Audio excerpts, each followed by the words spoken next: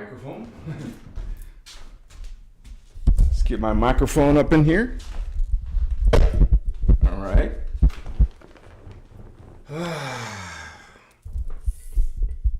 Let me check test.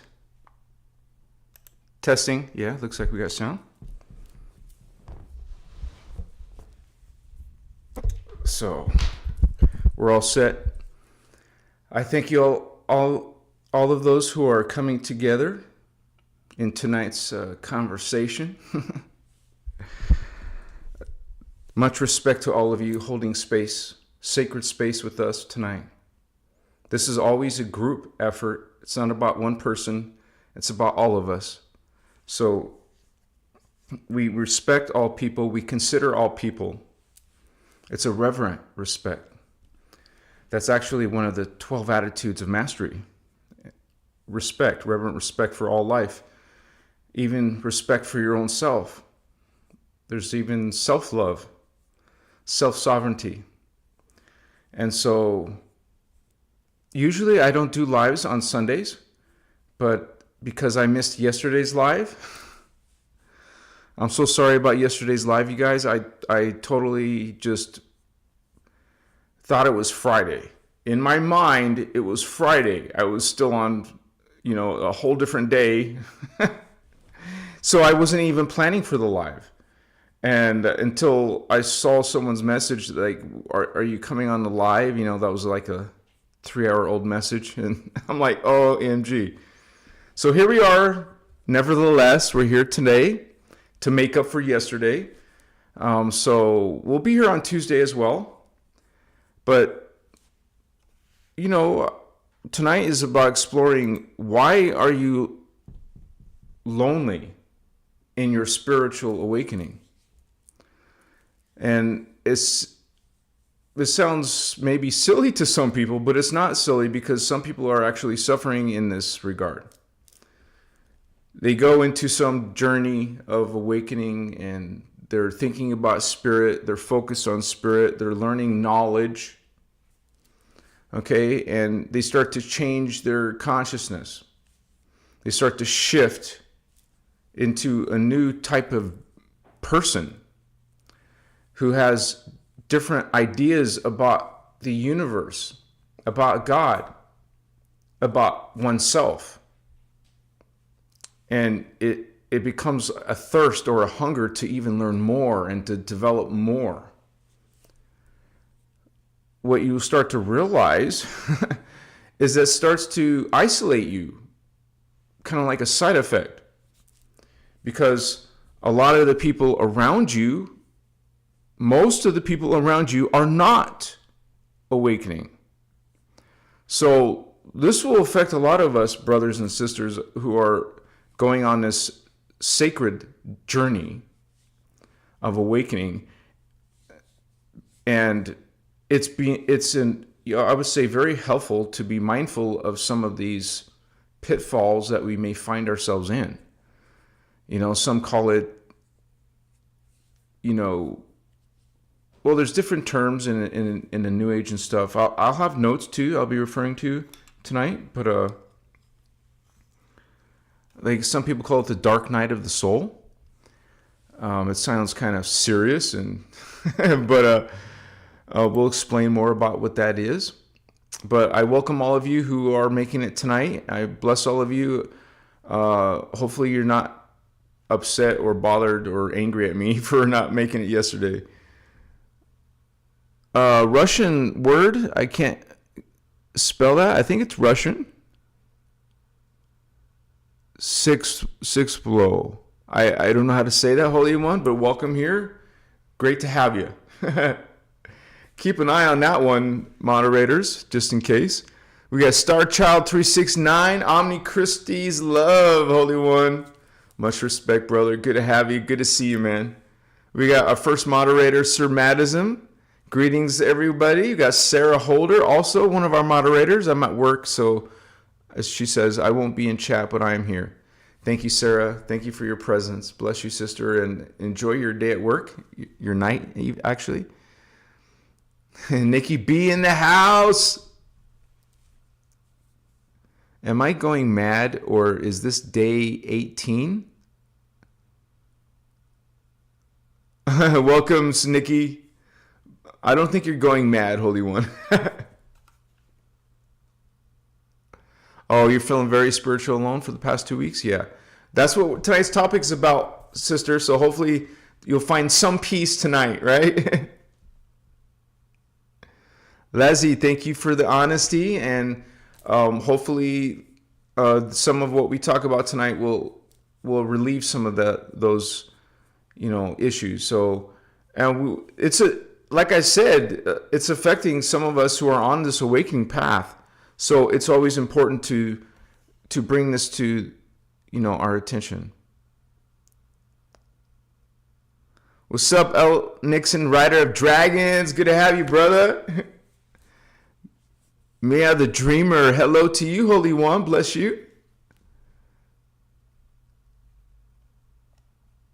Nikki B has a question. I need this tonight and was not expecting it.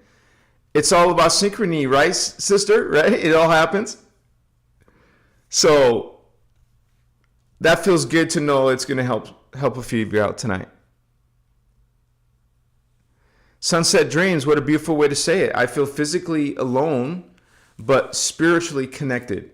And yes, a lot of people who are experiencing this loneliness, or being lonely, will still, we made a conscious choice, a commitment to go in a specific direction.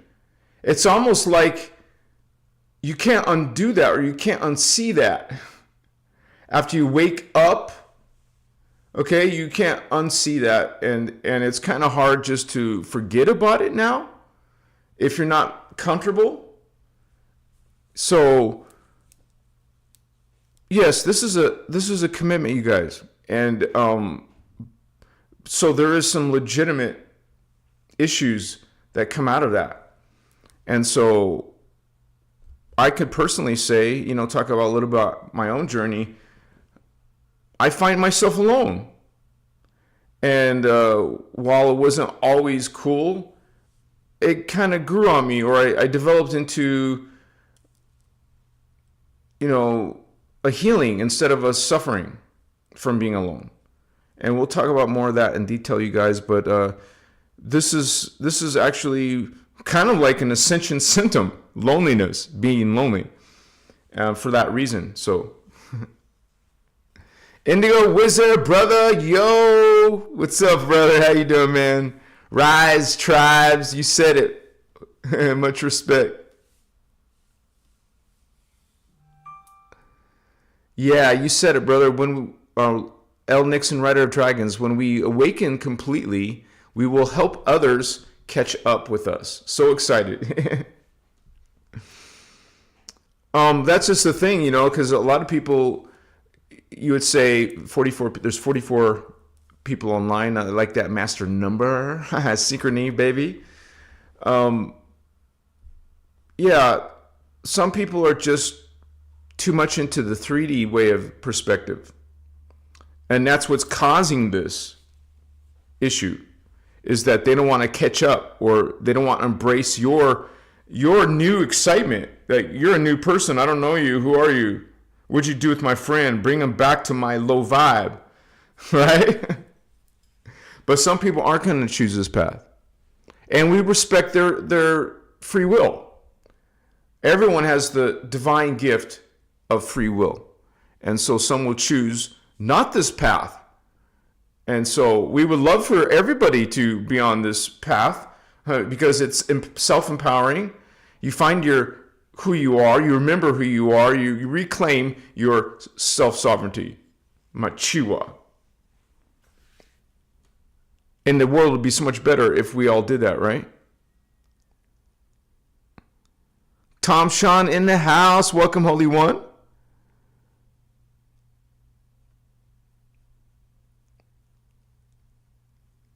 Looks like I'm trying to go up and then it went down, so now I got to go back up. There's Tom Sean. Maya the Dreamer, one love. Leslie, I am also working and listening. Thank you for being here, Holy One. Bless you, sister. Helena, welcome, Star Sister. Machiwa all ninja.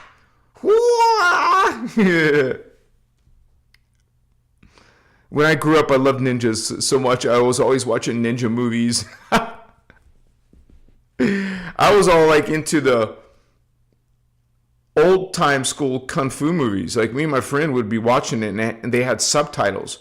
I knew way long before everybody else in my family about who was Jackie Chan, because we were watching him when he wasn't speaking English, when it was all subtitles, and he was young, and he was badass, much more badass when he was young, full of energy, full of he was doing his own stunts. But yeah, that we were all into ninjas. We would dress up as ninjas, make video movies of us. Back in the day, it was VHS cameras this big.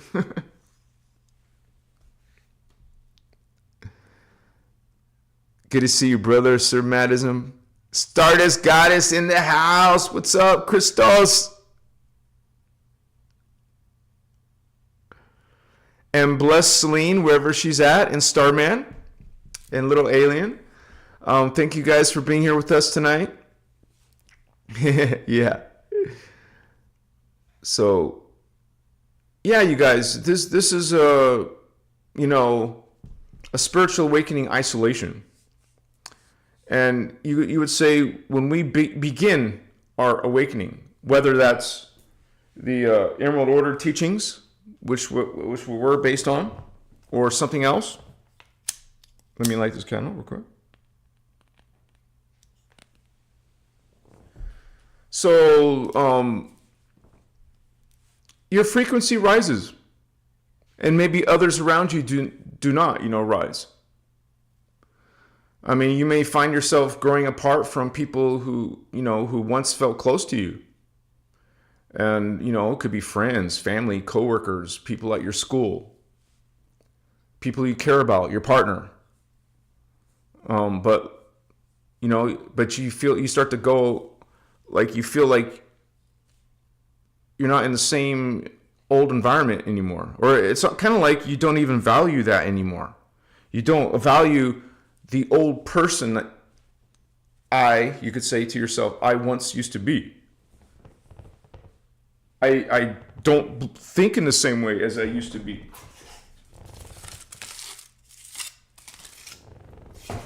This is where it's kind of like death to your own ego. What your ego wants. Now you're going towards what your soul wants. Just lighting some incense for this space that we're in. Frankincense.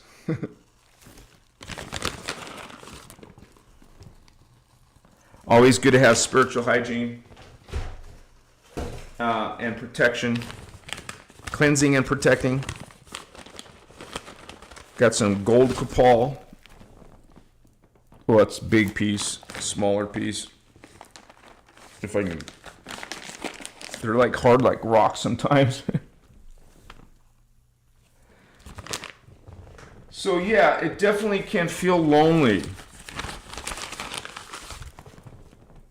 It's almost like, unless your partner is on the same level as you are, which isn't the normal, right?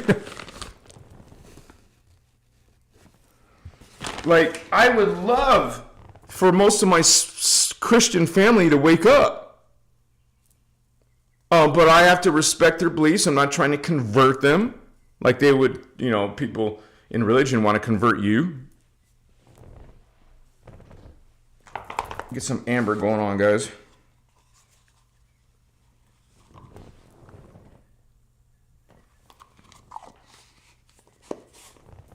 Here's some birdies outside.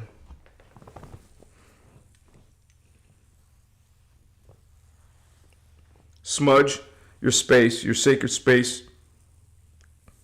Cleanse and purify. And you can keep on saying that and seeing it. Seeing yourself bathed in some protective frequency energy. I mean, you really go into it. So, awakening pulls you out of the collective programming. It pulls you out of the matrix thinking. So it's like as you shed, these layers, your energetic blueprint no longer matches those stuck in those paradigms. You moved beyond, but they're not. And maybe they don't even believe in what you believe now, but they are comfortable in these old ways, that we're coming out of in a spiritual awakening, in this journey. Okay, it's understand that this is normal. It's temporary. Just don't be in a rush to fix these relationships, these old relationships. It's enticing to do that. You would want to do that. Or maybe you're trying to think of a way how I can get my friends to come along with me on this journey. Even if they're not showing signs that they, are ready to do that. You guys have to come to this realization. You have to let them naturally change. Not try to affect their change. Not trying to change them into what you are. We all have to respect other people's levels. Respect their beliefs. And use this time, to deepen your connection with your higher self while you're alone, while you're in isolation. It's your time. Utilize this time. It may be a struggle. You may be wanting to push pause so you can go catch up on what you've been missing. You just have to say to yourself, like an affirmation, I trust that soul-aligned connections are making their way to me. I trust that soul-aligned connections are making their way to me. I trust that soul-aligned connections are making their way to me. Or create your own affirmation similar to that in your own words, which is actually more powerful. This is something that we is like a tool. Because all the other people around you are not. Right? This is one of the things you can do. Okay, I don't want to be alone in my spiritual journey. This sucks. So put intention there to bring in some, soul-aligned person who is like-minded like you are now. Just like you use intention for anything like that. We would do the same thing for bringing company you don't want to word it to negative words. We want to word it to positive affirmation. So you have to be very careful how you word your affirmations. There's a few rules to go by. But there is something called the dark night of the soul. The dark night. A period of intense inner turmoil, sadness, confusion, or even an existential dread. You may feel abandoned by spirit, or nothing makes sense anymore. You understand why things aren't making sense, because this old paradigm is falling apart. So you start to go into this dark night of the soul. Because your reality is changing, you are changing. It's a little bit intimidating, even scary. So it's like the ego is being dismantled. False identities, karmic wounds, suppressed emotions start to surface. So it trips you out. It can't trip you out. You might start to doubt now. Well, am I doing something wrong? Am I not doing it right? But these are the emotions that you need to transmute, you guys. This is the void between who you were and who you're becoming. So you can sort of like know that it's coming. If you're starting to feel these feelings of the dark night of the soul, well, just realize it's natural, and you want to let it, you need to get through it to get on over to your next level. You get like through this, period. Like I said, it's temporary. So this is like, try not to resist it. Honor the death of your old self. You don't have to use the word death, but the change, the transition from your old self. You can still love your old self. Understand that those are past experiences that led you to this awakening. And so you can respect your old past. It got you here. Whereas other people's old past are still in the past. They're still in their old self. They're not ready to move on and to go into a new level or even be interested in spiritual topics. So,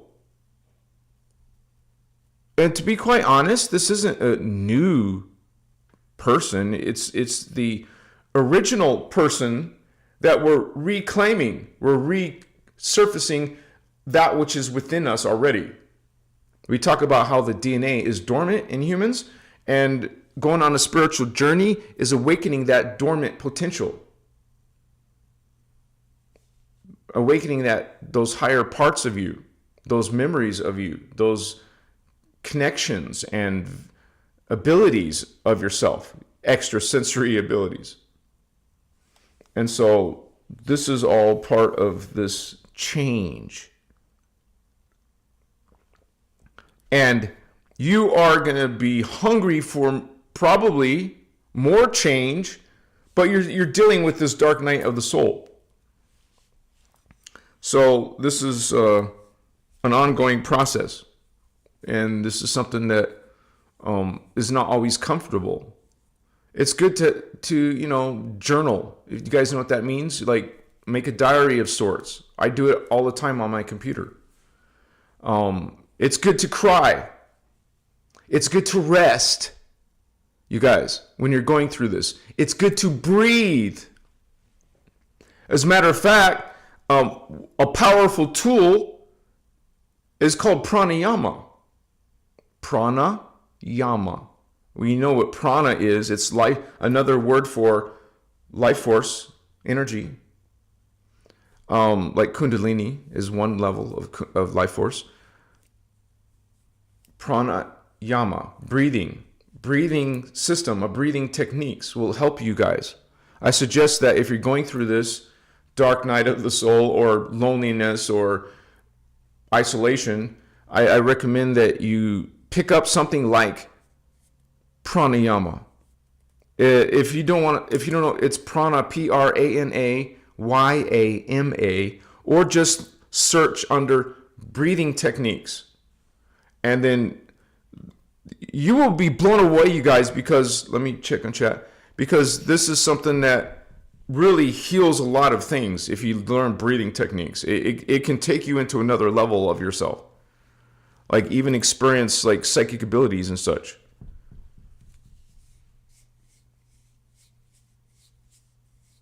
So just understand that this isn't depression, so to speak, what you're experiencing. This is a transformation. And, imagine a caterpillar becoming the butterfly. You are transforming into a whole new being. And that can be intimidating and scary, especially for those around you. They see you rising and awakening. You could be intimidating to them and their laziness. A mere reflection like, okay, now I'm looking at myself because I'm not up to par with you. You know what I'm saying?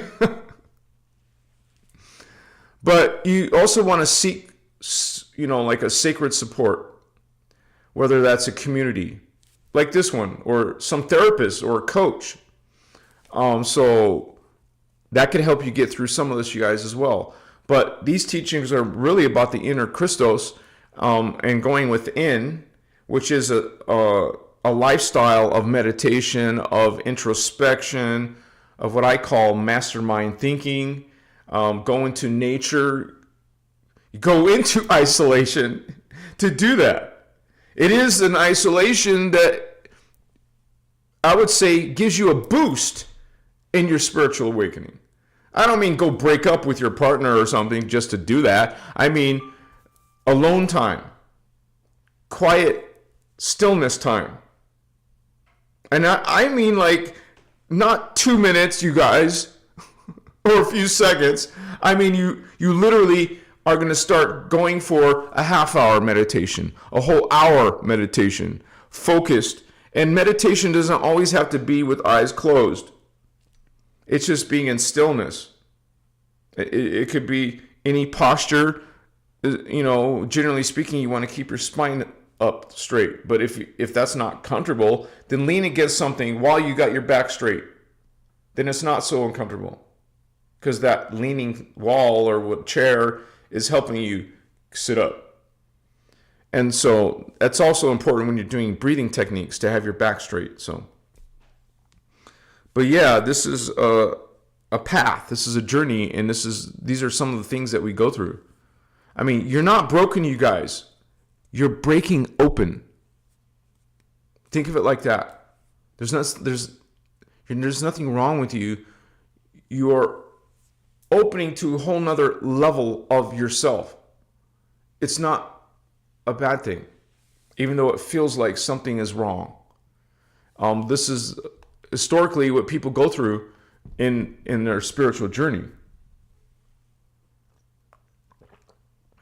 I mean, historically, not just nowadays or new ages. You start to have this like vibrational mismatch with others. I find myself even like that, you guys, with family. I'm like sitting in their house, sitting in the living room, having a conversation. And I see all the same old from decades ago. The same conversations, the same ideas and values. That hasn't changed. Their evolution hasn't changed. They're like flatline evolution. Nothing is changing.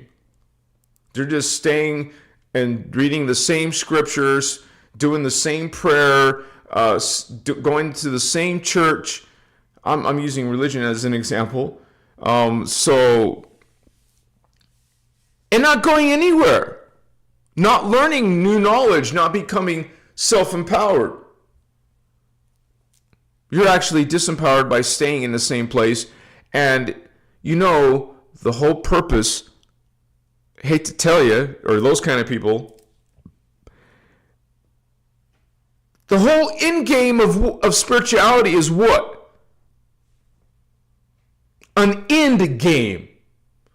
You're going on this whole change and journey of awakening to ascend. You know what ascension literally is going from this reality field.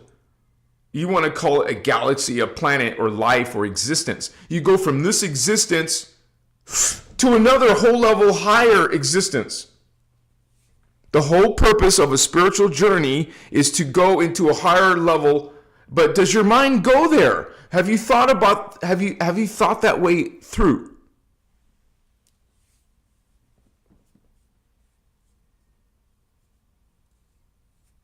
That I'm literally going to be transitioning after I die. My soul essence doesn't die. It goes onward.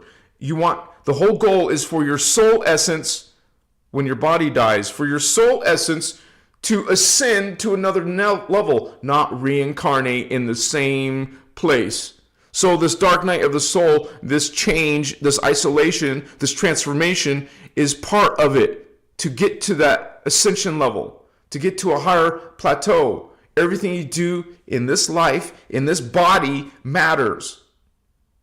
You want to make those changes, shift, go into a new level of yourself.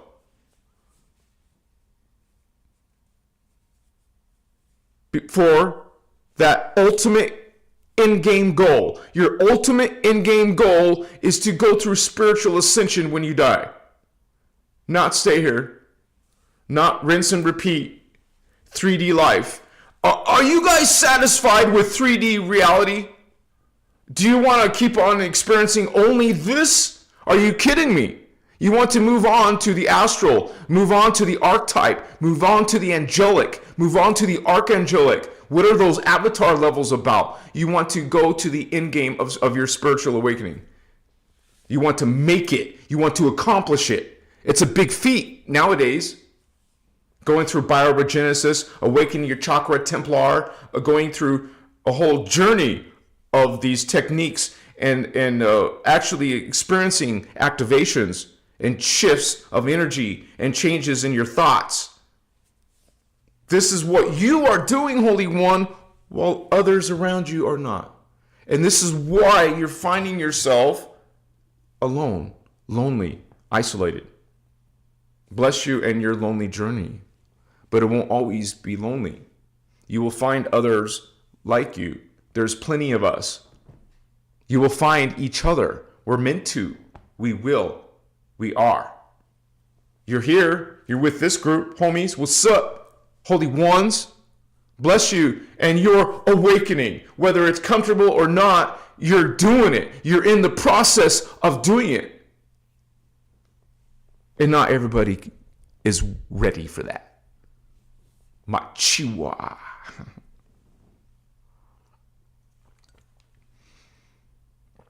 Your energy has shifted, but still others around you are resonating with their current density or timeline.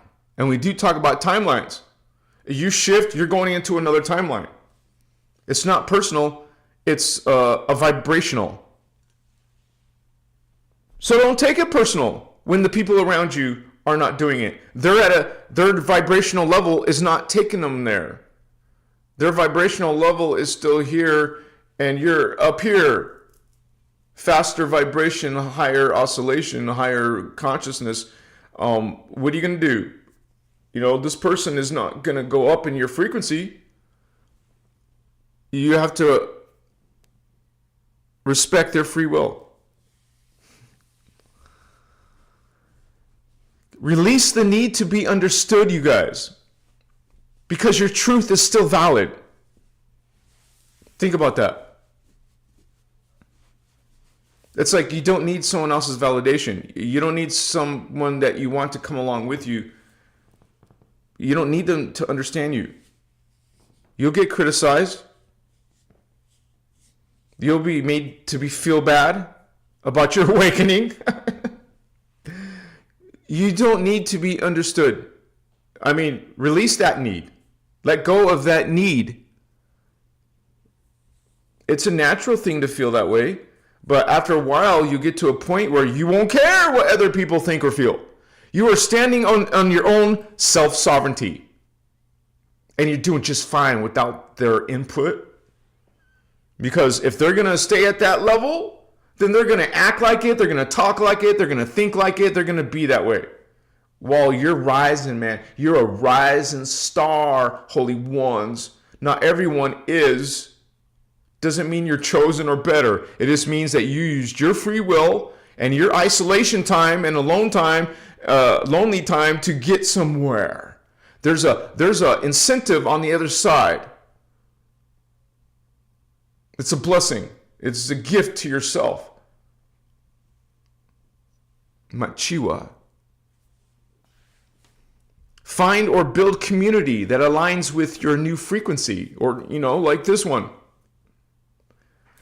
This is a lot of regular people come to these free YouTube lives, and we find friends with each other. We find love with each other. We meet each other. We have, this someone who gets us. Hello, Indigo. Hello, Starseeds.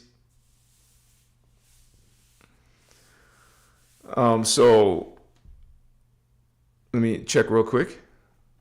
If you guys have any questions for me, make sure you type Christos Avatar TV in your message so it becomes highlighted and I can see it.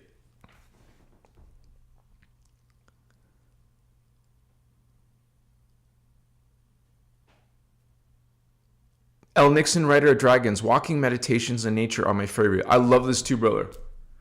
That's how I do a lot of meditation. A meditation doesn't have to be, you know what I'm saying?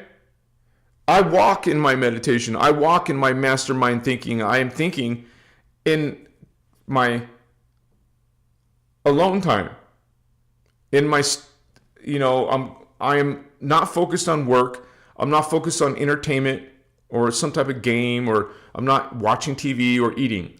I am focused on myself, my spiritual life, and my future growth, what I will become. I spend time visualizing what I want to become, whether that's an awakened Christos avatar or a master in energy, a master in consciousness. I keep on seeing it. You want to keep on seeing what you want to become. So spend your alone time, like our brother said, walking in nature or wherever you're at. Spend time visualizing your future, visualizing what you will become. I'm in the middle of working on my first video for the Emerald Order video series teachings. And it's based on all of Ashiana videos at the very, very beginning. This is where my brain keeps on telling me to go at the beginning and work my way up through all the teachings with you guys. Like we're all going to do it together at the very beginning. Because I have a lot of the old videos from 10 years ago plus, right? 20 years ago, 27 years ago, literally. I have some of those videos, so I want to learn them, teach them, share them. And that is starting with Kantic science. What is Kalanta, which is our chelons? There's chelons and there's chelon codes. We learned about partikai, particay, particum, how that is part of reality and consciousness. And so this is where you'll be understanding how it all works, and then you start to use your thinking. So if you are lonely, you're isolated, you know how to manifest because you understand Kantic science. You know how it works. You know how it works in the unified field, how it works in the time matrix, how it works in the planet, how it works in your own life, and how your thoughts are affecting all of that. We're actually using thoughts on a regular basis. And so this is one instance you're going to be using your thoughts in a constructive manner, in a manifest intention manner. And we can be very powerful, you guys. Very powerful. You can call that like magic. I think something and it comes into my reality. That's what manifestation is. You think something, it's a thought form. The thought form becomes physical reality. And Kantic science explains how that's possible. Something you see is actually sound in the fourth dimension. Something you see in the fourth dimension is actually sound from the fifth dimension. You know, those type of like understanding. So this is why a lot of people are successful by seeing what they want to become. Even they don't understand how it works. It is the seeing that's creating a physical, that is a thought, is a thing. And it's a thought from the astral coming into the 3D, into physical. To us, it's physical. So this is why people can practice it without knowing how it works. Because it's still going to work when you visualize something over and over and clearly and lucidly.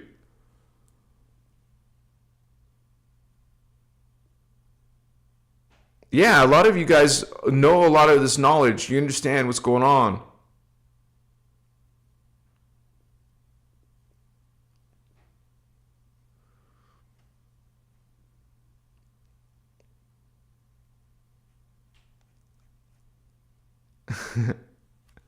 One second here. Indigo Wizard, kicking it off, bringing it in. What's up, brother?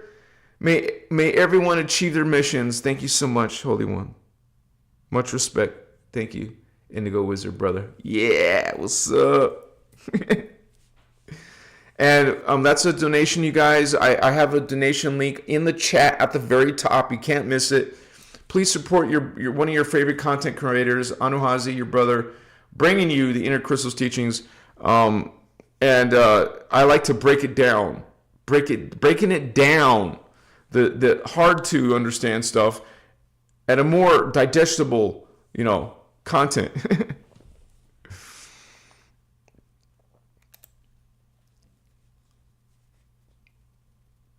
And one thing you want to do, guys, is practice discernment over judgment. Because those other people around you, they may awaken later.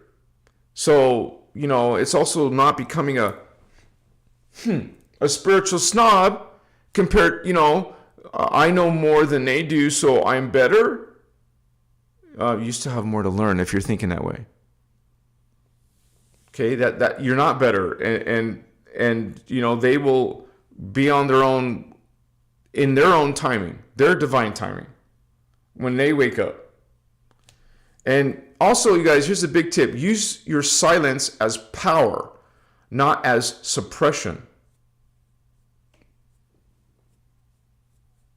Sometimes being quiet or just listening is very powerful versus,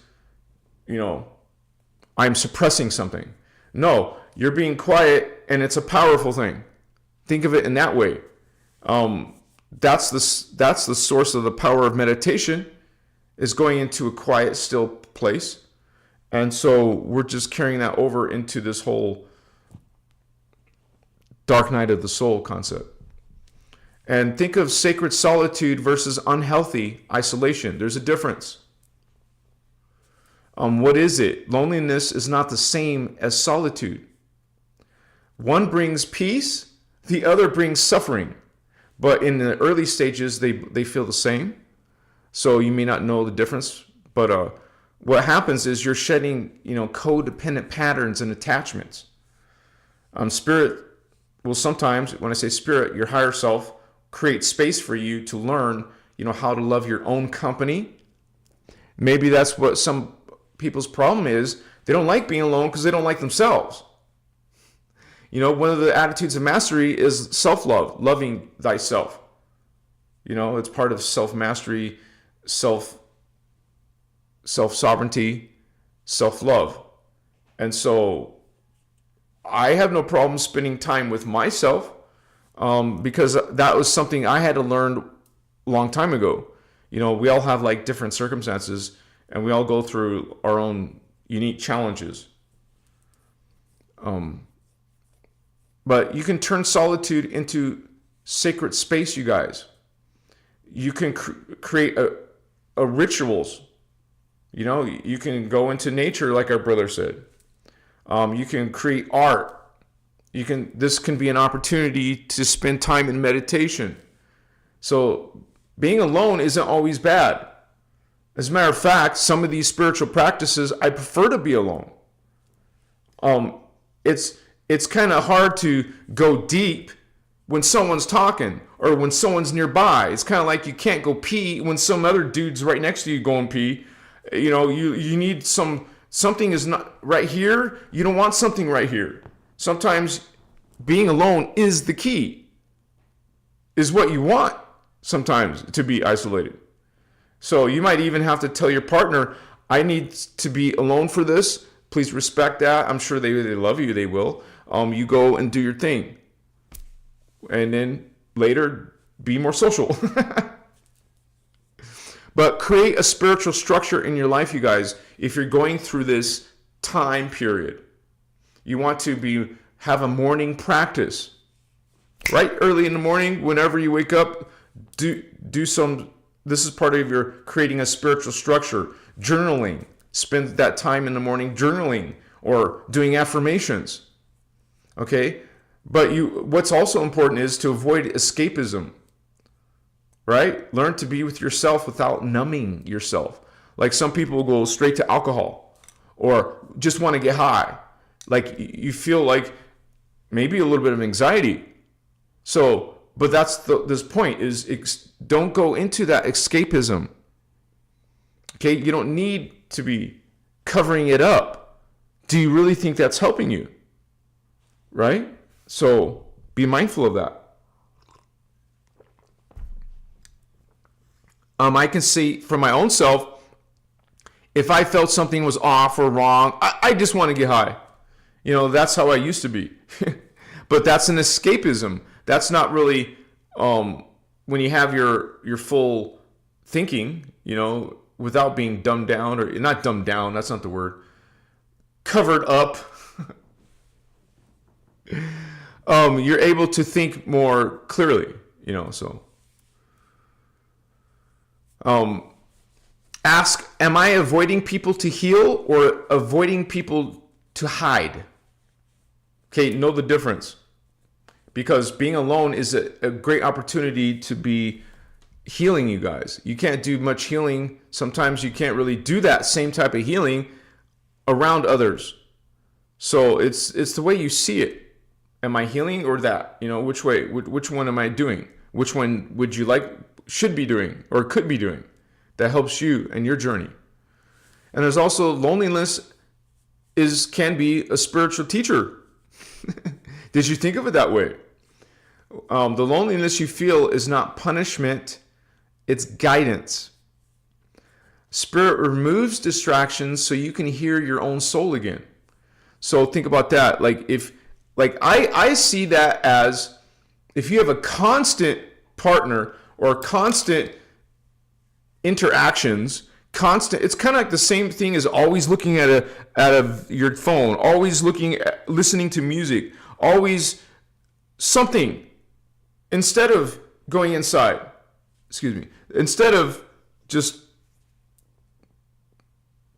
looking within. You're always without. You're always involved in the matrix, involved in the superficial, involved on the external, involved with that person, involved with that TV or that video or that music. Sometimes you have to turn off those things, put down those devices, and so you can start to go inward instead of outward. And that's what isolation is. It's going inward. Lonely is going inward, you could say. But with a healthy goal, healthy intentions. So you're being shown what you could say.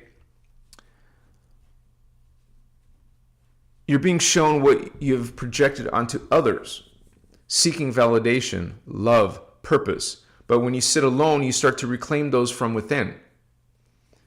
View loneliness as a soul curriculum. Okay, I meant to go through this. This is something I do like you would do in school. Or your job. This is my curriculum to spend time alone. This is a journey, even if it's temporary. This is what I'm doing now. Ask, what is this trying to show me about myself? Being lonely, being isolated. What is it trying to show about me? Pay attention to what you're feeling, what you're thinking. Well, that's what it's trying to show you. Okay? When you're just too busy out here, you're not paying attention to any of those things of what your soul is trying to tell you or show you. Stop asking when someone will save you, right? Become the guardian of your own soul. Because you would find that some people on this, experiencing this loneliness, is going into or falling into some form of depression. Or even if it's just for one night or a binge of a week of depression, this is something that, is counterproductive. But it is a teacher, you guys. It teaches you a lot to be alone. I mean, maybe some of you are so used to being with somebody, there's certain lessons you're not learning. That's just my point of view, because I can go totally so deep into myself, find such high levels of myself, if I'm not just living with someone or being with someone else all the time, 24/7. Like, especially if you have kids and both parents are super busy and working, how is your spiritual growth developing? You know, this is the lifestyle that you're thinking about on a spiritual journey. Your lifestyle will probably change to fit your spiritual needs, because that old lifestyle, that old paradigm matched your old self and how you're just involved in all these distractions. Well, now my life is changing, and all those people I hung out with and all those people I spent time with, where are you going? They're saying, you know, oh, you don't want to, oh, you're too good for us now, right? You're going to get some of that. But this is a spiritual teacher, you guys. And stop, waiting for someone else to save you. Save yourself. I mean, become a guardian, just like God's sovereign free. You're becoming sovereign, not dependent. Now you got more strength to be alone if you need to be alone or isolated. You will have the strength to be able to handle it because you're not relying on someone else to save you. Know that Source God has never abandoned you, even if humans have. So maybe this isolation or loneliness is because, well, what happened to my so-called friends? I'm doing something good for myself. Why aren't they supporting it? I'm not even expecting other people to believe in what I believe. But why did they leave? Friends, lovers, partners, family. So that could happen. And it does happen. Instead of people you're not aligning with people. Well, people didn't align and they just left because they don't get you anymore. They don't understand you anymore. And realize the difference between higher consciousness that thinks about these spiritual things and that which is stuck in 3D consciousness and only sees 3D values, superficial things. They're not looking into, they can't appreciate what you appreciate anymore. They don't see what you see. They don't feel what you feel. They're not having paranormal, supernatural experiences like you're having. So no wonder they leave, maybe. Some of you are afraid of that, so you might be keeping a lot of your beliefs to yourself. Ask yourself that. Is that even in your best interest? To be pretending or to be holding some of yourself back to make others around you more comfortable or happy. Now that's kind of a vampiric relationship that you're allowing. Is that really freedom? Is that really empowering you in your journey that you're trying to go through? There's also something considered divine timing of your connection. What is it? You're not meant to walk alone forever, you guys. But spiritual timelines unfold in phases. This could be a phase that you're going through, and realize behind that phase, you won't be feeling isolated or alone. And not everyone arrives with you at the very beginning of your awakening. Okay, so maybe later on they'll catch up or get you more. Or maybe they'll listen to some of the things that you're going through. And, some friends may not understand, but they care about you to listen. So you must become the energetic match to the tribe or soulmate community you're calling in.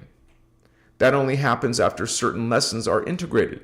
So think about this. You might be going through certain lessons that you just don't get right at the moment, but you will appreciate much, a little bit farther down the road. Focus on becoming what you want to attract. Be open to small signs of connection. Don't dismiss them.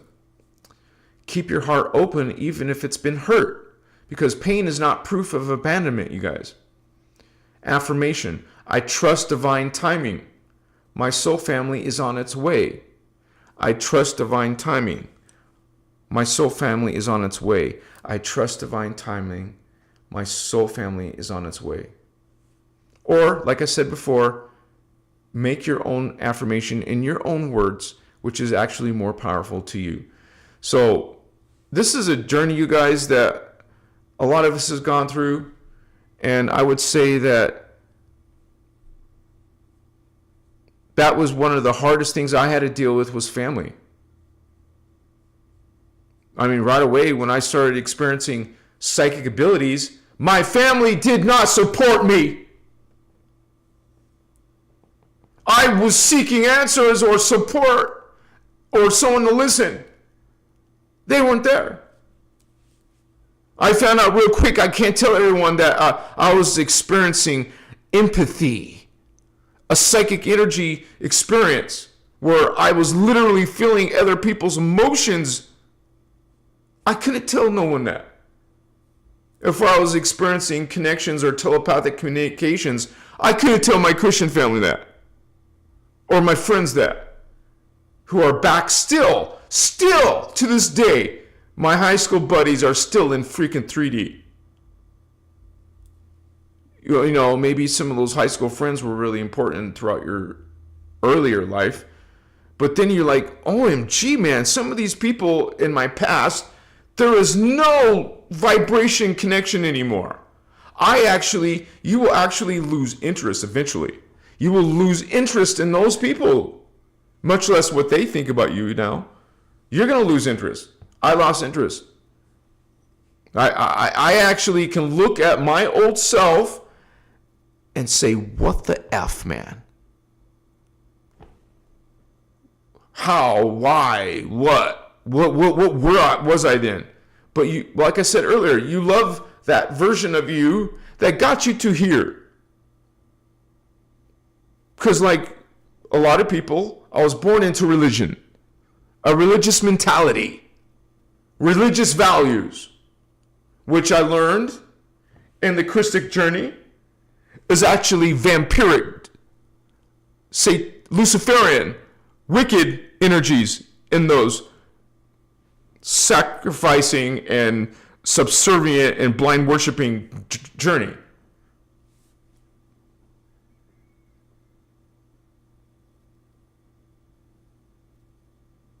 And I saw the damage it did to my own life.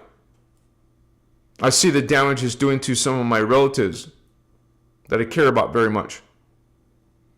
I'm not talking about some specific relative. If they're watching, I'm talking about, there's several family members. So I found myself alone. And that's okay. It wasn't okay at the very beginning. I'm just telling some of you still going through it now.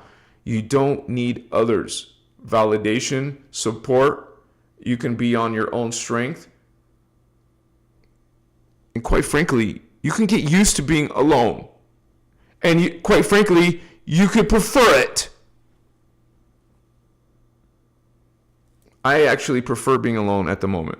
Maybe later I'll change, and that's perfectly okay. Maybe I'll want a woman in my life again. Right now, I'm perfectly fine alone. And there's many reasons, and not all of them are spiritual. But the important ones are. So, some of us actually can operate much better alone. Now, the whole topic about twin flames and soulmates, that empowers you to be with a twin flame or soulmate. So even though I'm not used to being with someone else, if I realized in my heart and my mind that that person was my soulmate, then yes, I would definitely make personal sacrifices. Because I know that's an energy thing. And I don't see that from a self-serving point of view. I just mean that, hey, I believe in that and I understand that how that works. So I would definitely be open to be with my twin flame or soulmate, whoever she may be. Maybe I already know her. I'm just not close to her yet, right? So that's something we all contend with, we all think about. And you can all see how your own personal journey has had its dramas, maybe. Like, let me go through this real quick. Have you ever felt like you're outgrowing the people around you? Write your answer in the comments. Actually, let me make that a poll. Yes or no? A yes or no poll. Start a poll. There you go. Yes or no?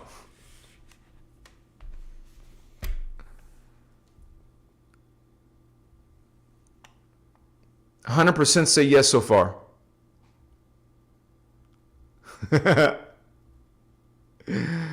Free White Dove, Star Sister, thank you, Holy One. Bless you, sister. Thank you so much for support, that exchange of energy. I know you're a regular here. You've been a member for over a year. Thank you so much, sister. If you were here, I'd give you a big hug. Thank you. Bless you. I love you. And I'm so happy. A lot of you I've met, and we're like just found each other. And I know it's not the same to be in real life, but we are not lonely now with each other. If you feel lonely, you can contact any of these brothers or sisters here, or find out, say, hey, let's send me your email, or hey, let's talk later. Let's meet. Let's have a chat. Let's exchange.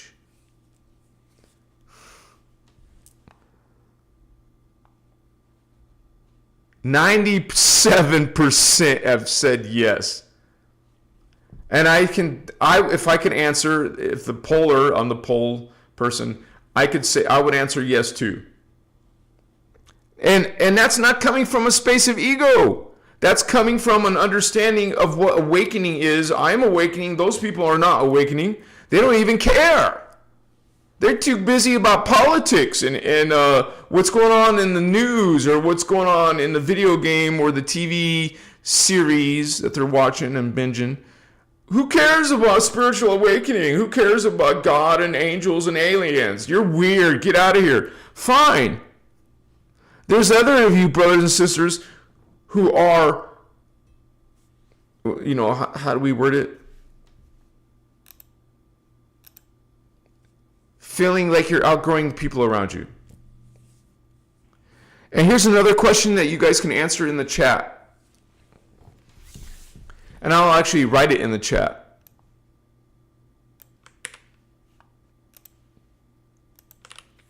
When did you first feel the loneliness of awakening? Talk about it in the chat tonight, guys. Share whatever you feel comfortable with. I would say after I started having my first psychic abilities. And that's when I shared with my family, and they just didn't get it. They just went straight to the, oh, it's Lucifer, it's Satan, these are demons. What the shit, man? So you could say right after I started feeling, that was for me, which was, like 2009 or 2010. So about 15, 16 years ago for me.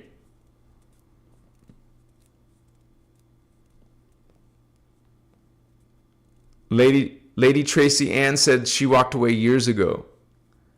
Welcome, Manifestation Portal. Greetings. Trump 1 says 5 years ago. Since a child, says Helena.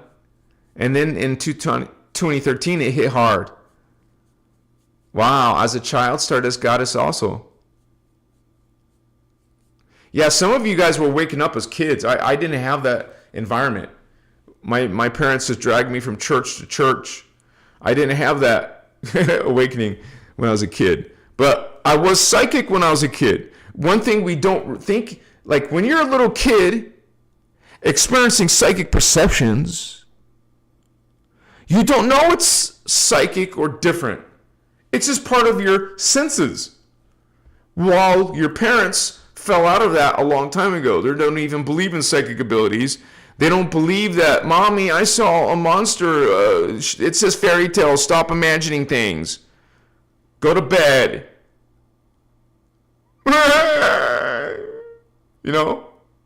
They don't understand that the kid actually is sensing a succubus or some ET or some twisted, it's hanging around kids' room, some twisted spirit. Your parents don't want to believe you. What the F? Poor kid, right? Sorry. Is going to go through this stuff. But, yeah, Al Nixon, Dreader of Dragons, raised Catholic. It was confusing for sure. I know what's up there, homie. Here's another question, you guys. Let me put that in chat. What helped you turn isolation into sacred solitude? For me, it was becoming aware of sacred sites.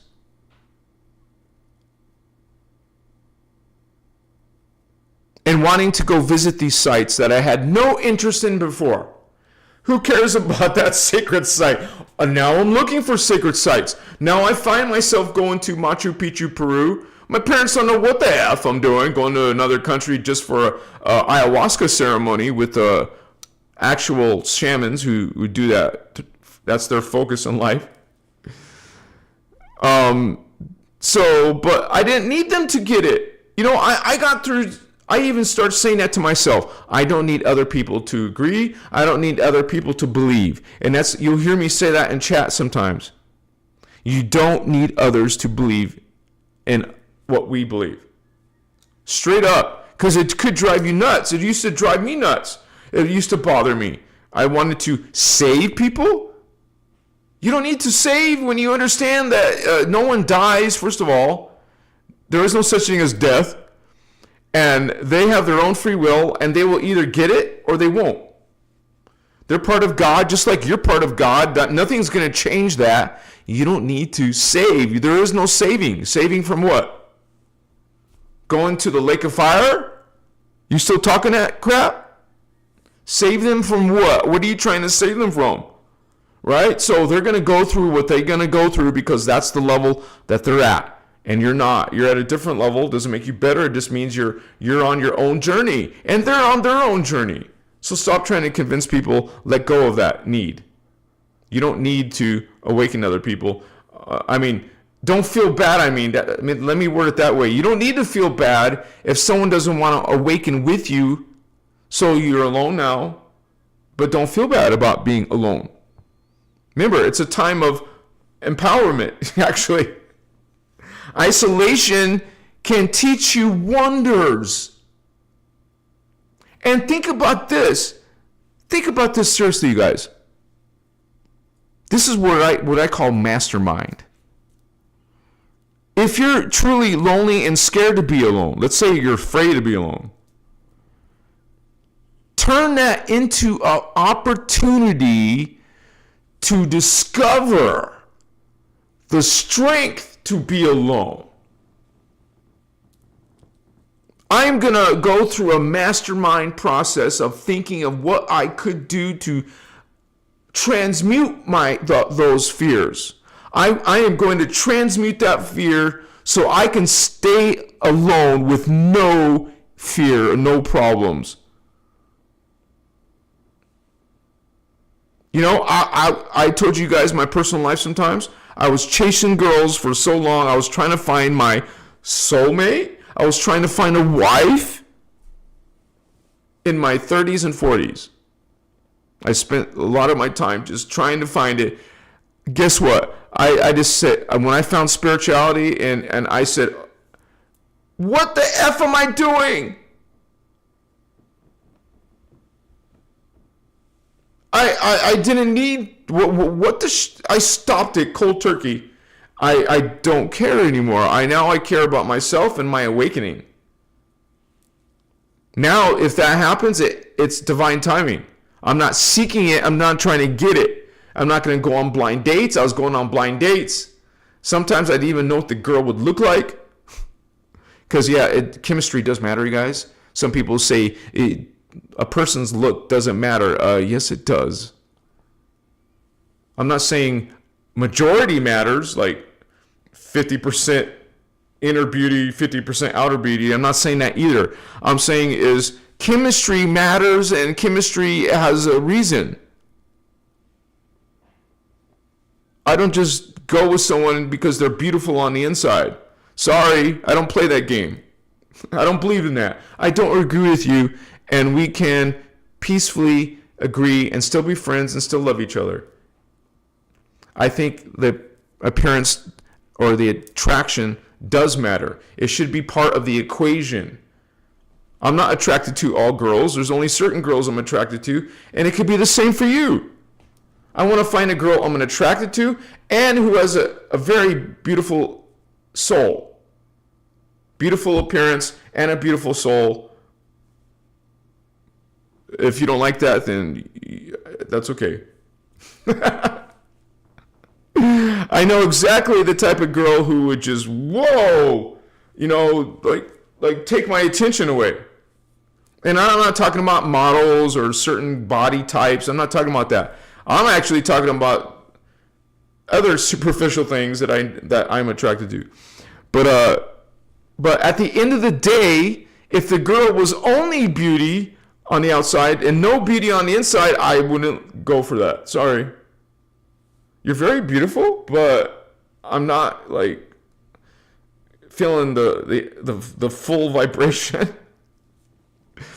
I've been in those situations. I've been in those relationships. I learned my freaking lesson. And it's not just about your partner or girlfriend, boyfriend. It could be just people that are your friends. The people that you choose as friends. Damn, man, when I look at my old self and all of my friends I had as my old self, no wonder. And these whole freaking, society things, like guys got to act a certain way. Guys got to behave in this way. Women should act this way. What the F, man? Are you kidding me? No, I'm asking you straight up. Are you kidding me? Societal mainstream norms. A woman should be this way. A man should be. No, sorry. Don't agree with us. Mainstream should be, should not be. You could be whatever the F you want. A woman wants to dress like a tomboy, let her. A woman doesn't have to wear a dress and be feminine. But if a girl wants to be feminine, let her be feminine. If a guy is just into his body and making muscles and six-pack abs, that's his path. I was on that path. I was just going to the gym 5 days a week, building muscle, man, lifting weights. You got your biceps, your triceps, your deltoids, your back delts, your shoulders, and leg muscles, the quads, the hams, the calves, doing abs, six-pack ab routines. I was only thinking about this shit. And of course I was a meat eater because I was a bodybuilder, and that was before I was spiritual. So, I don't want a superficial thinking anymore. I'm not superficial thinking anymore. It took a lot. It took a lot to go to gray hair and let it just happen. I was always dyeing my hair since I was in my 40s. And I was actually getting gray hair in my late 20s. Like, a few gray hairs started happening already, especially in my 30s, is when I started dyeing my hair. Women do it all the time. It's okay for women, but for a guy, it's stupid. Dude, when I was modeling, I was getting pedicures and manicures. Okay? I was dressing like GQ in those days. So, I don't know where this is going, but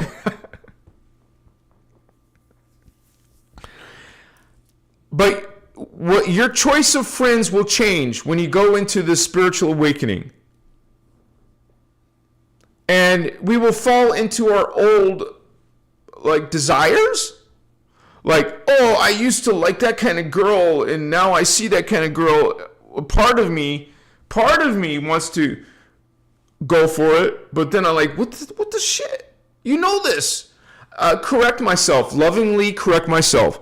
Like, we could fumble, we can fall out of our ideal spiritual lifestyle, go back to a Christic lifestyle, but then slip into a 3D lifestyle.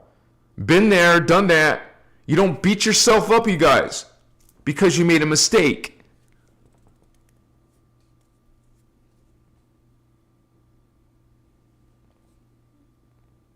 There's so many spiritual lessons, like self-love is a spiritual lesson.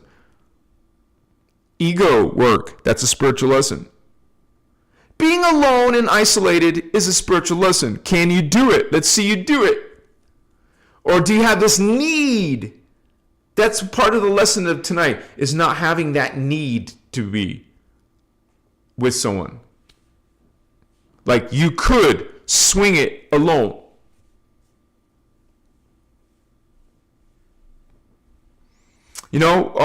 I went through youth.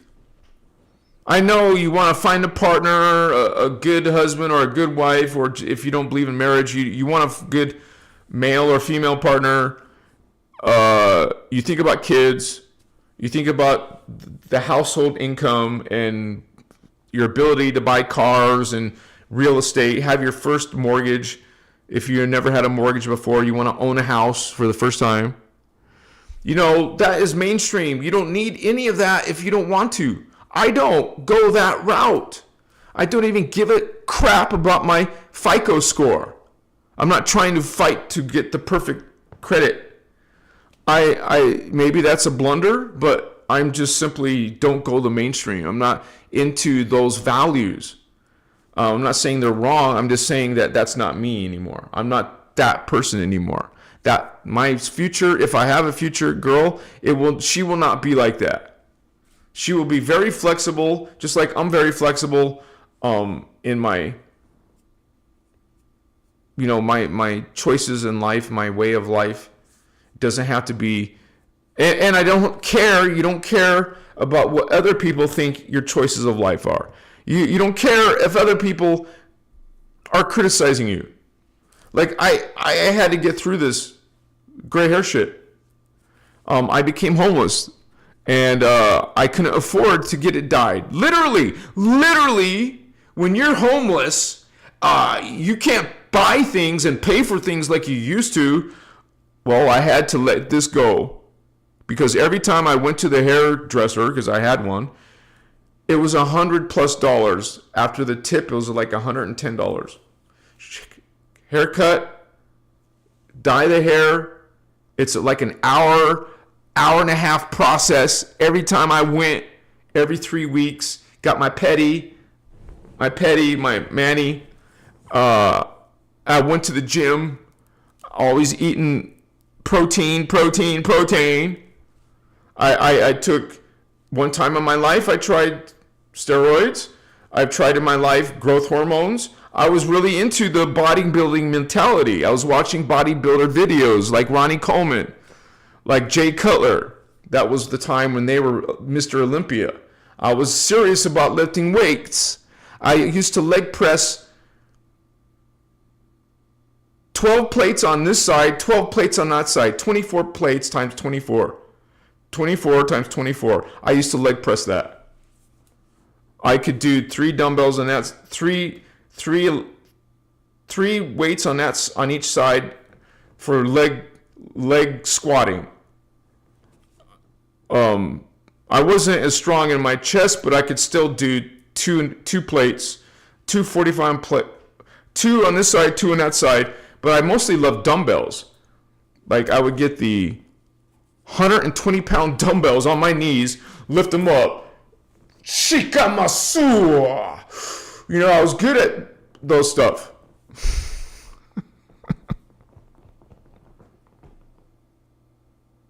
It was this 3D life. Don't hate on me. Don't judge me for what I used to do. That's not what I do anymore. I don't even agree with that lifestyle anymore. Right? I want to put any needle in my body now after what happened with, a few years back.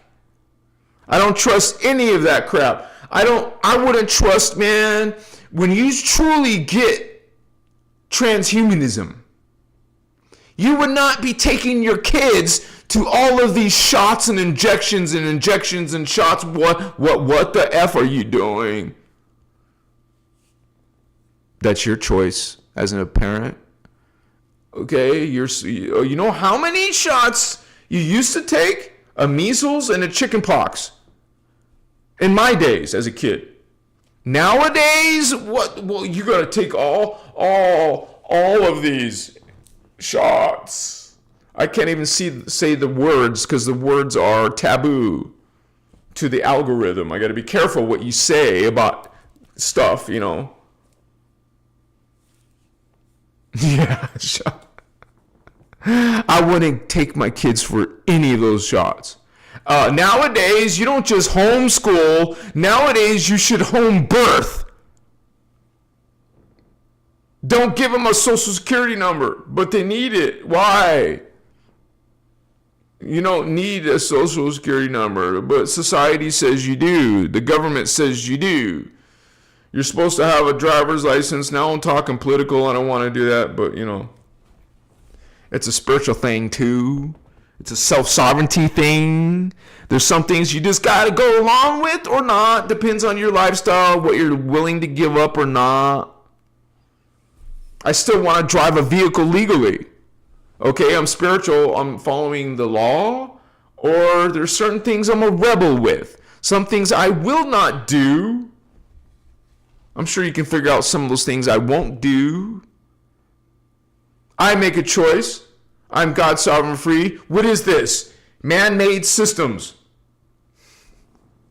Am I going through my spirit, my soul, my avatar, my indigo? Or am I going through this schmuck 3D identity? So being alone, being isolated, sometimes is not a choice. That's the point and focus of this video. For those of you who do not choose it, I didn't choose it. Like I was explaining to you, I wanted a girl in my life. Hey, I've had 2 3.5-year relationships, 2. The third one was like 1.5 years. So I didn't have any commitment issues. It wasn't that. I've been in those long-term relationships, not like my brother who's been married most of his life. Kudos to him, still doing it in a marriage, you know. But, you know, so, and I do have a daughter, and I was going to marry, we were about to be married, but then I just did not. I get along with this woman anymore. So,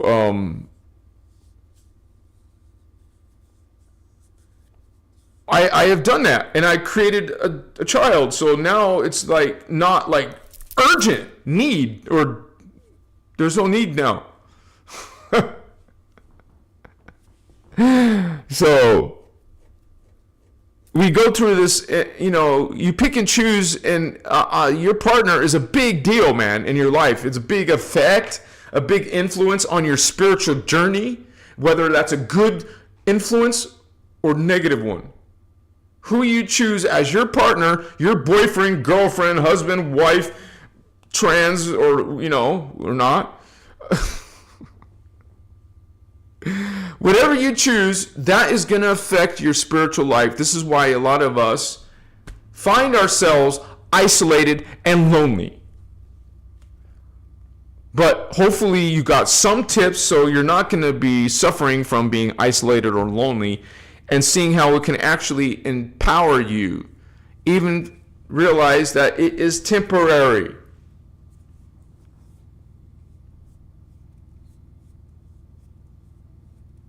So this is something that you learn how to think of it in a different way.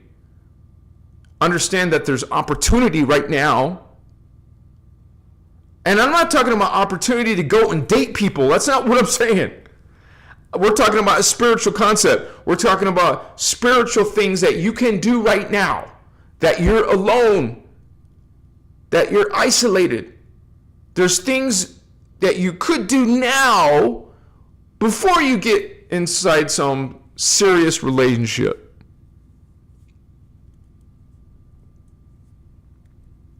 Sorry for the background noise, but I find it as being empowering to be alone. It has nothing to do with girls and stuff. Some people will just think of that right away. Man, it has nothing to do with that. I'm not going out and dating and trying to go into clubs and what the shit. I don't even think there is any nightclubs in this little town. But yeah, man, some of the things I do, there's no way I could do them now with a person living with me. You know, what's it like after a while? You wonder, what's it like to even sleep in the bed with someone else? You know, I mean, like, you're so used to sleeping alone and being able to fall asleep. Now there's someone there. Wow, that's gonna trip me out. I would have to get over that. So anyways, we all have these situations where a lot of us has found, I mean, look at the poll. 91% of you have said, have you ever felt like you're outgrowing the people around you? 91%. So that also means that you may be one of the ones feeling this loneliness.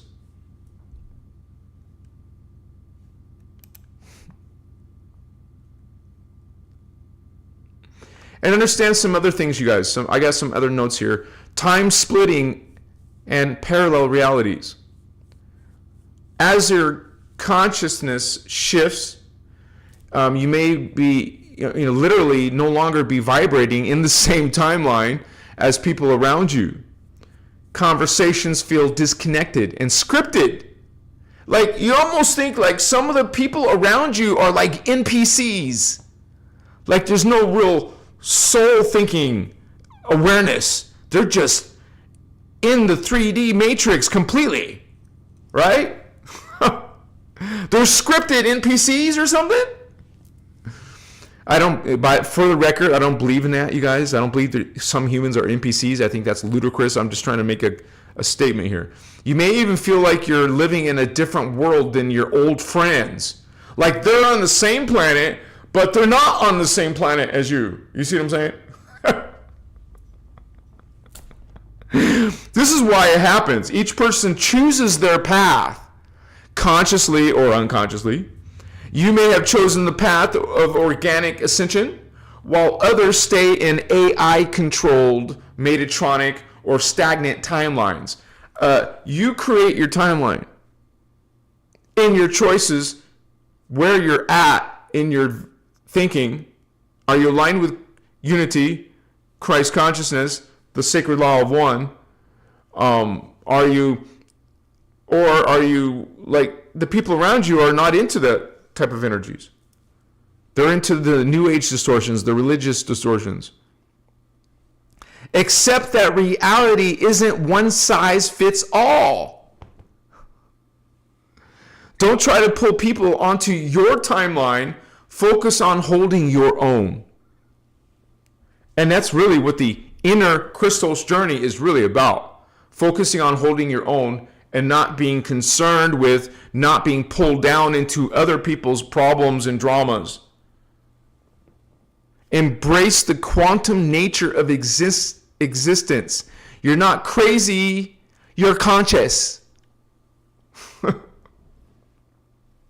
Shedding false identity and ego attachments. That's what some of your alone time is, you guys.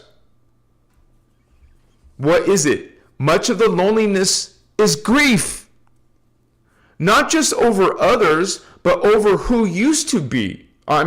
Who you used to be.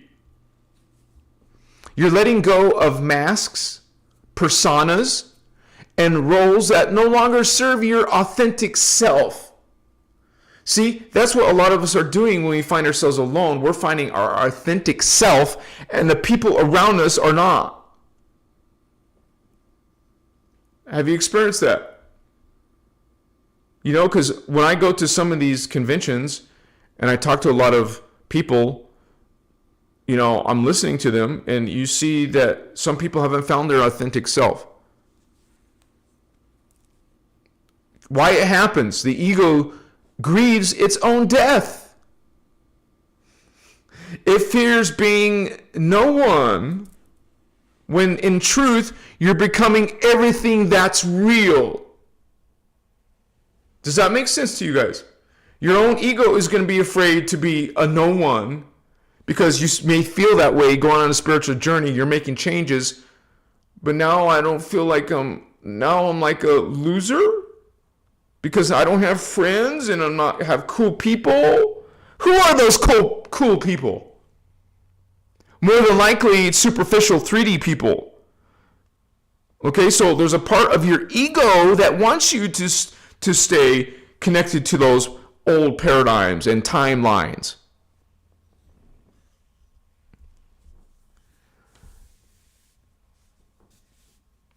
Let yourself grieve the loss of your old identity, you guys.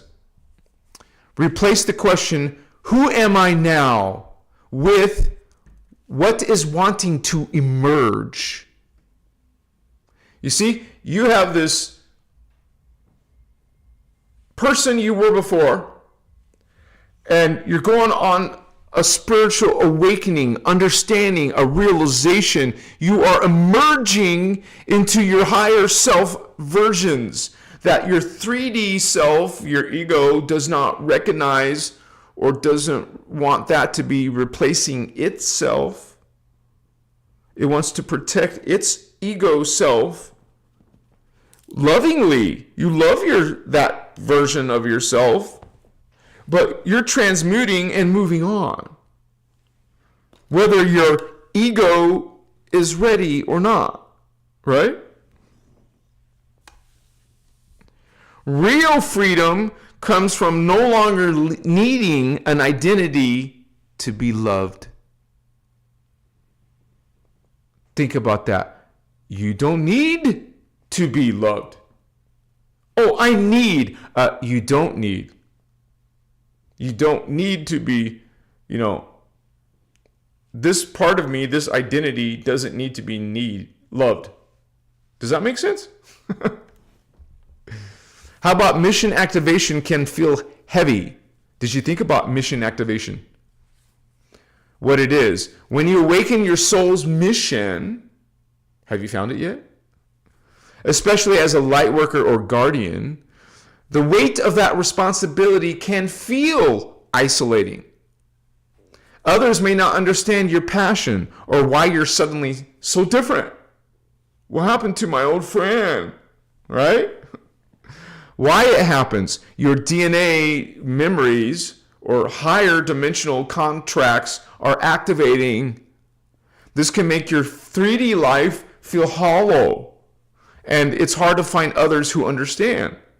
So you may be feeling bad or isolated or hollow, but you guys, you're emerging into some greater version of yourself. And you have to understand that there's going to be populations, billions of humans who are staying quite comfortably in the 3D. And you will find there's a very small minority of the planet, of the population of the planet, who are actually awakening with you. So throughout 8 billion, there's only a tenth of 1% around the planet who are experiencing this awakening. So you're going to feel alone in your awakening if you haven't found a community of us. You're not meant to save the world alone. Did you know that? Co-creation is coming. We come together as a group. We're going to find our group, collaborate, put our energies, our resources together, our thoughts together, our contributions together. We're a group, baby. What's up, homies? Anchor your mission in small daily acts. Don't wait for a big moment. You can do something every day. Bless you and your journey every day. Stay grounded. mission doesn't mean martyrdom, does it? Machiwa. So many of us feel that way. Some of you may feel that way. Excuse me.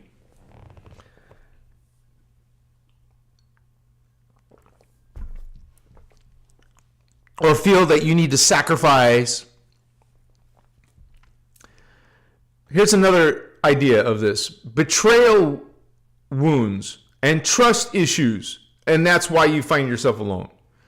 What it is. Many on the spiritual journey have trauma, around betrayal, abandonment, or emotional manipulation.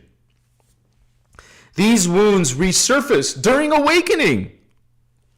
And you may isolate as a defense mechanism. So kind of like okay, now this person betrayed me, left me. Some narcissist in your life, some psychopath trying to manipulate you emotionally. So that makes you want to go isolate, like a defense. I will get away. The soul is calling for deep.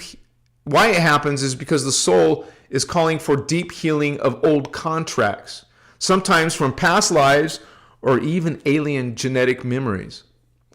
And so the resolution of this is recognize the difference between intuition and fear. There's no fear in our life. There's no place for fear in our life, you guys. Transmute fear. The inner child healing plus energetic shielding can rebuild trust if you've lost it. So go and find that inner child. And forgiveness is your freedom, not to excuse the past. So you can forgive someone who's abandoned you or betrayed you. So it doesn't mean you're going to be with the person again, but that healing part. Old energies can't come with you. Sometimes the people, the places, and situations you love the most can't ascend with you. Believe it or not. You may hold on to them for years, in this process, but the misalignment becomes painful when you're keeping yourself with those type of conscious people. Then it becomes a problem for you. It becomes painful for you. Because you just can't let those 3D connections go. But like I just said, you're not taking it with you. Okay? A lot of those people are not going with you to the 5D or wherever you're coming from. Maybe you're going to Tara. Maybe you're going to the Pleiades, Alcyon, or Sirius. Their soul contracts are choices, are different. Your light will expose shadow. If you stay too long, it will dim your own spark. So think about that when you are with someone who is not aligned with you in your spiritual expansion. That is diminishing you. That is pulling on you. It's kind of like keeping you down from your true growth.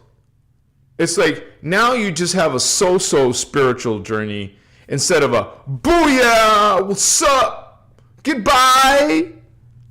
No, come with me, but, go heal yourself and come with me. I'll much you up. So how to get over this is don't confuse loyalty with spiritual sabotage. Have you experienced that? Do you know the difference between the two? Let go with love, not judgment. I'm not going to judge you. I'm just letting go with that innerchristos love, baby. I don't need to be friends with you anymore. I'm moving on. But I don't judge you. I understand that you're on your journey. You've made your free will choices.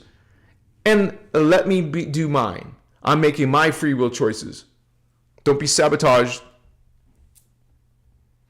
And here's another one, you guys. False light, deception, and disillusionment. You may discover that certain spiritual groups or teachers or ascension paths are actually rooted in distortion, ego, or Metatronic architecture, what we break down very clearly on this Christos Avatar TV platform. This can trigger within you confusion, betrayal, and more loneliness. Why it happens? Your discernment is sharpening. Like I said before, you can see these people a mile away. You recognize it because you used to be that way. Now you're not. Now you see it. You have discernment now. You're being guided away. Being isolated, being alone, is you're being guided away from externally sourced power toward innerchristos alignment. You're getting out of the matrix into the innerchristos. This is why you're being guided into sometimes. This is the why of becoming isolated. This is the why of being lonely. Even if it's just for a little while to get you through this point. Discernment is a gift, holy ones. Don't let it make you jaded. Don't let people trigger you. I used to get triggered. Certain things used to make me angry. Now it's like, I know better. I don't want to fall into that old energy. I don't want to get distorted. You want to take as much distortion. I made a video about this recently, a short. You want to take all of that distortion. You don't want distortion in your life, in your thinking, in your old ways. You recognize those old ways and you stop them from repeating. You release and let go. No, thank you. See you later. You had its purpose, maybe, but not anymore. Machiwa. It could be a ritual of release, of transmuting. Motorcycles, Sunday night live. On Saturday night, it's nighttime, right? And they got to go dirt biking. Just because a system was false doesn't mean all is false, you guys. Your connection to Source God is eternal and uncorruptible. Whatever those people around you that don't understand are saying about you, you understand about. You're going on the uncorruptible path. Sorry. Can't do not much about that. And think of it this way. You're not lonely. You're in incubation. Think about that. Sometimes Spirit puts you in an intentional void space, allowing you to heal, restore, and realign. It's a sacred wound, not a punishment. So understand that your higher self knows what this incubation process is going to do for you. They know what's on the other end of the gift is on the other end of this. You're going to go through the healing, restoring, and realigning what you probably need right now. Why it happens? If you're meant to birth something powerful, whether art, mission, community, or inner mastery, you must be protected while you form. Become this form. So, to me, that's a sacred journey. You're going through this sacred journey, and sometimes it requires you to be alone, you guys. Treat this season, because that's probably what it is. It's just temporary time. Treat this season as a preparation chamber. I'm alone. Okay, this is my time to prepare to become something greater. Not as a bad thing, as a positive thing. Ask, what's being grown in me during this silence, right? Something's coming around the corner. I feel it. You just feel it. You sense it. Just like I can say that right now about myself. I've been having this for the past few weeks. that I have this feeling that something big is around the corner. I don't know exactly what it is, but I just can tell. I feel it in my energies. And so it's a little bit exciting to think about it. Don't rush the emerging. Don't rush the emergence, but stay open to the new timeline forming. Okay, you're going from that old timeline to this timeline. Okay, stay open to that because that's where you're headed.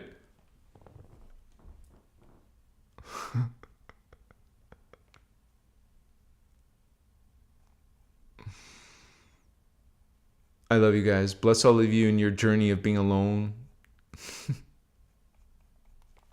I'm just looking at chat. 90%.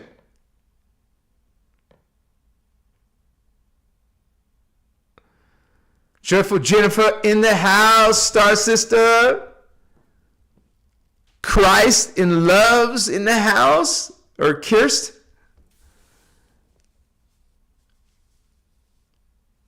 Celine, Star Sister, woohoo! What's up, Holy One? All right, you guys. Like it's already 8 o'clock in my time, so please, you guys, please support this work. Like, there's a donation link in the chat. You can't miss it. It's at the top. Please support this work so I can continue to do 2 lives a week at least and bring out this content. This is a full-time effort on my part. So this is my job right here. This is my job. So thank you for those who are supporting this work. Like, thank you to my members and thank you to all those who will make donations. And so I know a lot of you are regulars, and we're so grateful to have you in our family.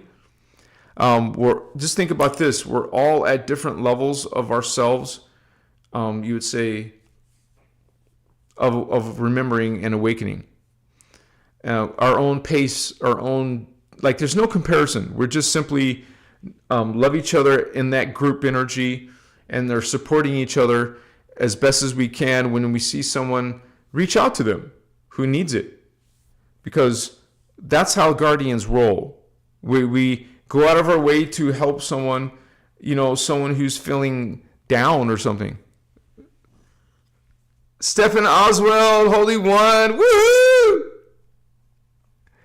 Thank you, brother. Thank you for that exchange of energy. Thank you so much. I can't do this without you guys. Literally, I can't do this without you. Much respect to you, Stephen. And I know you're a regular here. Thank you to you, Holy One.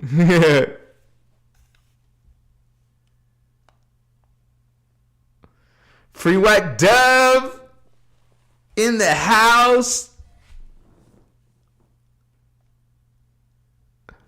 Good morning from the UK, says Maya.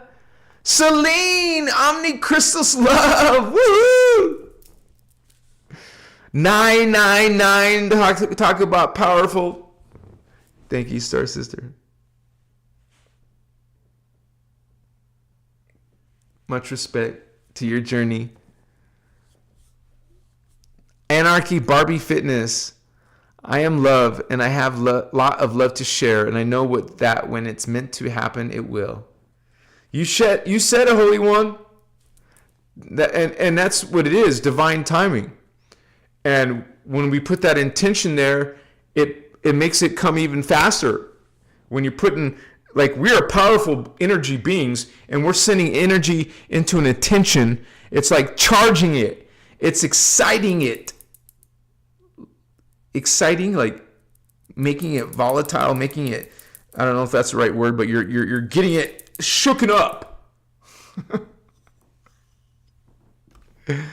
Zen Piano, Holy One, Machiwa to you. Woohoo! Yeah, what's up, Holy One? Many blessings to Zen Piano, Machiwa. Much respect to all of you. Woohoo! Yeah, you guys, this has just been... Thank you, Shauna. Blessings to you, sister. Zen Piano, thank you for sharing. And yeah, that's just the reality that a lot of us find us in. Think about this when it comes to family. You may have been born biologically by the same parents, or, we're all different. Than the soul is who you are, not the biological body, which is just mostly it's a vehicle for the spirit soul essence. So your soul essence going into your body and the soul essence of your brother and sisters going into their bodies, they're different beings. This is why we can have different you would say ideas or habits or different characteristics, we were raised by the same mother and father. They cooked us the same food. Why do you like some things and you dislike certain things than your brother and sister? Why is my brother totally different than I am? Why is my sister totally different? We're all by the same mother and father. Why are we completely different, all three of us? Because it comes down to that soul essence coming from somewhere else. So we're all at different stages of our soul evolution. And we can, why your family won't understand your spiritual journey, especially when they're caught up in the traditional religion. They just don't get it. And there's no, they're too into Bible, into, accept Jesus as your Messiah, or you're going to go to the lake of fire. They have no tolerance for going beyond those teachings. And so you will find, like our brother said, your family leaving, becoming alone because they can't understand you. They don't get you. Gina Sutton! Woohoo! Yeah! Star Sister helped me reach my humble, you would say, prerequisite. I don't call it a prerequisite. Like, I know how much I need for 1 month to survive, and this is part of it. Thank you so much, Gina. Blessings, Star Sister. Woohoo! Indigo Wizard Vato Loco! Un. Amun, Holy One. Shaddai Ure Akuntan, Holy One. Machiwa to Gina and Indigo Wizard Vato Locos. Locas. Thank you, Gina. Thank you, Star Sister. Thank you, Indigo Vato Loco. We did it. Thank you so much for helping me get to there, you guys, because wow, it gets close for me sometimes. It gets the end of the month gets close for me. So it won't always be like this, because even lately I've been having all of these out of the box ideas about what I'm doing with Christos Avatar TV.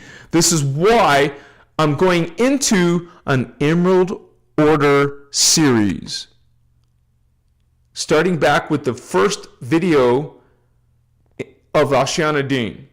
Like, I'm watching that and I'm going to teach from that video. So I'm going to I want to go in order too. It starts with the Aminte series video where she's just sitting in a chair and using handwritten, I won't be doing my video that way. I don't need to, this is 2025. In 1998, they just had VHS cameras, and she was using mostly over-screen projector and pointing at it with her stick, her little pointer stick. We don't need to do that on social media, on videos and stuff. So, but I have been going through my own changes in my isolation and loneliness. I'm not lonely, but I'm alone. Does that make sense? I'm alone, but not lonely.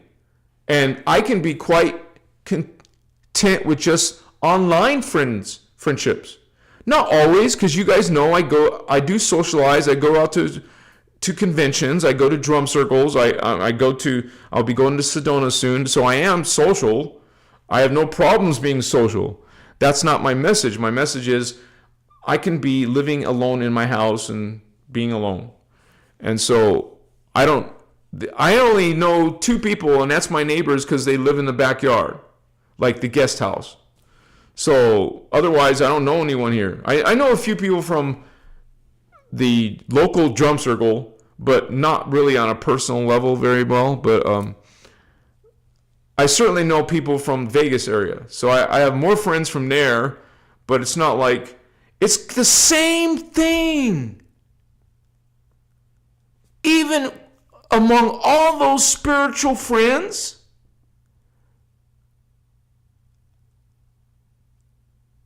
they're not following innerchristos. So even in spiritual communities, you can find yourself alone. Quite frankly, I look at all the memories I had with all those group of New Agers. Man, I get it now. I get it. I found myself not going to certain get-togethers. I wasn't even, nothing is going to happen now. I mean, I'm not going to, I have no benefit. There's no alignment. I have no alignment, so going there is a waste of time. You could think of it that way. I can't have a communication with some of these people anymore. When I see the innerchristos and I see the distortions in their New Age beliefs and practices, I see the occult, I see the astrology, I see the tarot, I see all these other practices that aren't in my fields anymore. That's a perfect example of tonight's topic. We're Christic spiritual people. We find distortion in religions and in a lot of those New Age practices. We're Christic. Law of one. Not all teachings in New Age are talking about law of one. Unity, all are equal. Because most of those teachings, quite frankly, are about hierarchy. About getting help and assistance from other beings or other councils. Following gods and Egyptian gods or Viking gods. Following some saint. No, you see what I'm saying? So I can't even, that's one reason why I'm alone. I am 100% confident that whoever, if I have a future girlfriend, she's going to be into the Christic teachings. Like I said, maybe I already know her. Maybe she's out there still. Maybe she's already in my friend list. Because that person, that girl, whoever she is, gets it, believes in it, is coming from these teachings. And we know the numbers. The numbers are there. That there's only 1/10 of 1% of the 8 billion humans that are indigo children and starseeds. Straight up. Of course, there's probably millions more New Agers, but even smaller group of us following Christic principles, understanding that all are God. Not all these people believe in that. That's a huge canyon between me and my Christian relatives. They don't believe all are God. That's one of their main tenets. No, you're not. You're separate from God. You see how you become alone? I can be loving and respect their beliefs, and some of them respect my beliefs, but not all. And so I go and I sometimes show up at these drum circles, and I'm like, and these people talk to me, and I'm like, there is no connection there anymore. I still have this love, Christic love, and respect of all life that is supposed to be our journey. But there's no reason to be hanging out, having phone conversations and stuff. Unless your idea is that, oh, I'm going to change them. What did we just talk about tonight? We're respecting people's beliefs. Now, if they open up and ask you questions, that's an invitation. You know, we roll differently than most people. Most people are trying to convert. And you will see people act like they're better than you or better, more knowledgeable. You see that they're not Christic and seeing all as inherently equal. You know, when it comes to the value of a being, we're all equal in creator because we're all creator. We're all God. And some people think that's ridiculous. So this is why, Holy Ones, starseeds, Christic indigo children, this is why we find ourselves alone, even amongst other spiritual people. We can find ourselves still alone. Because we know, we understand, it's a cognition, a resonance, a witness, a testimony. So yeah, whoever my future Christic babe is, she knows about these teachings. She knows about the Emerald Order. Yeah. And then when I introduce her to family or other friends, 111 likes. Someone put that in chat. There's 111 likes. Thank you for that synchrony. Now, I'll be saying, you know, this is my Emerald Order girlfriend? No. You know what I'm saying? But she's an indigo child. She's an indigo princess. Indigo type 1, type 2, or type 3. I just like that indigo like. So we can have indigo babies. No, don't worry about if you're done with babies. I'll be done with babies because I already had one. But if you want more babies, we can do that. So I'm not like broken. I still function like that, but it's not the same as before. You know, when you remember you're a teenager, you can last as long as you could. You could last until the girl's exhausted.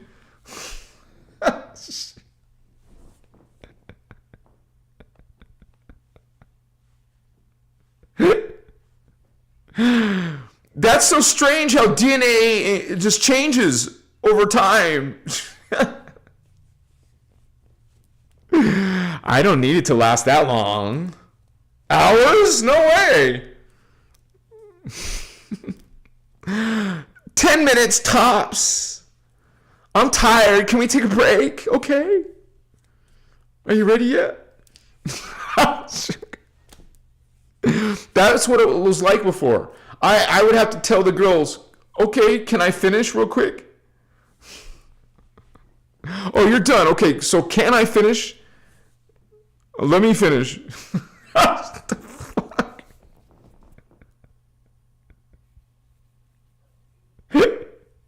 Sorry, guys. PG-13. We're cool. We can even get lit if you want, even though I shouldn't smoke right now, but I could, just an exception, because it's Sunday, and we're just done with the main topic so far. Are we? We're isolated. Are you isolated, homie? Don't be sad. You are going through a cocoon. No, you're going through a transition. And it starts with being alone.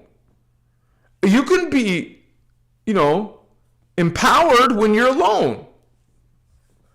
I don't mean free and I can go have sex with anyone. That's not what I'm saying. I'm talking about you can have your sacred space and meditate, do yoga positions that you wouldn't normally do in front of a guy or a girl.